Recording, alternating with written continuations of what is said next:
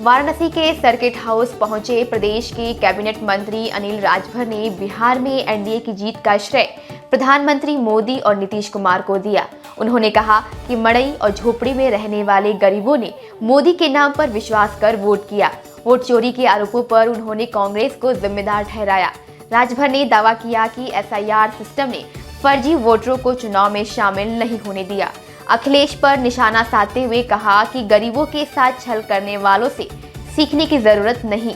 उन्होंने कहा कि बिहार के बाद बंगाल और असम में भी एनडीए जीत हासिल करेगा।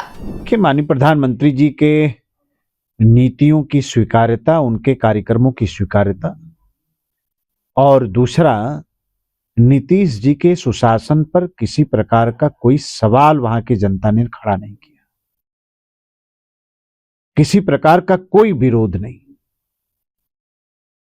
और एनडीए ने जिस तरह से सामूहिक प्रयास किया, पूरे चुनाव को जिस तरह से गंभीरता से लिया, मैं समझता हूं अद्भुत है।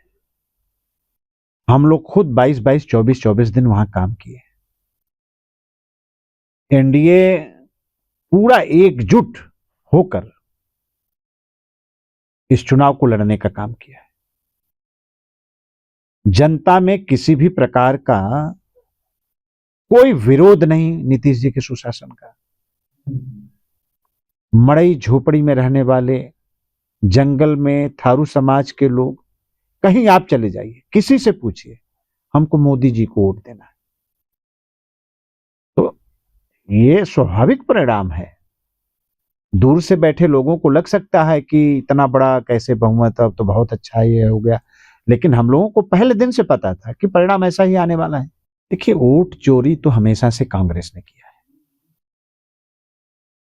देश के अंदर 1952 में जब पहला चुनाव हुआ तो डॉक्टर साहब भीमराव अंबेडकर का 76,000 वोट चोरी किया कांग्रेस ने।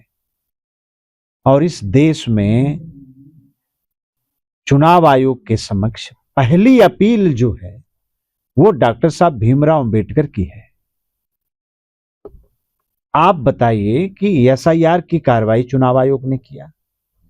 मतदान के दौरान एक भी विरोध आपको देखने को मिला हो, सिंगल।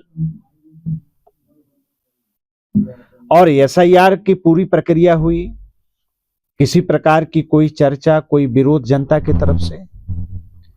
जो पोलिंग का प्रतिशत बढ़ा है उसमें एसआईआर का बहुत बड़ा योगदान है। अगर किसी का फर्जी वोट काटा गया है, जानबूझ के काटा गया है, तो कोई तो आवाज कहीं से उठनी चाहिए। अगर एक आवाज पूरे चुनाव में कहीं उठी हो, आप बताइए। अब देखिए, कुछ न कुछ तो अपने वर्कर होंगे, उनके समर्थक होंगे, उनका मनोबल बढ़ा रहे, कुछ संतोष देने के लिए कुछ का डर सता रहा है क्या? जो लोग भी फर्जी लोग हैं उनको एसआईआर से डरना चाहिए।